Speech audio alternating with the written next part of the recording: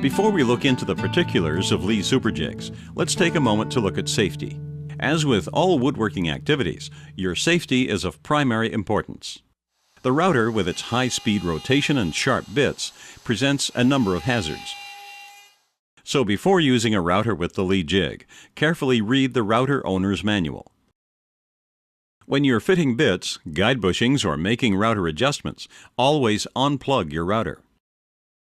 Always wear approved safety glasses or safety lenses in your regular eyewear. We strongly advise hearing protection. It's always a good idea to protect yourself from harmful dust by wearing a face mask. Before connecting the router to the power source, make sure the bit and collet revolve freely in all areas you plan to route, and the bit does not touch the guide bush or jig. Don't tilt the router on the jig. Keep it flat on the jig finger assembly.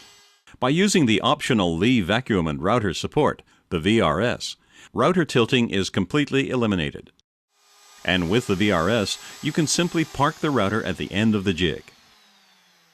If you insist on removing the router from the jig while the bit is still revolving, always pull it straight off the jig horizontally, and do not raise or lower the router until it's completely clear of the jig. Never route at face level. If you've never used your router before, make plenty of simple open-face practice cuts without a guide bush before you try to use the router on your jig. But remember, the E7 guide bush, or a standard 7/16 template guide bush, must always be used when working on a super jig.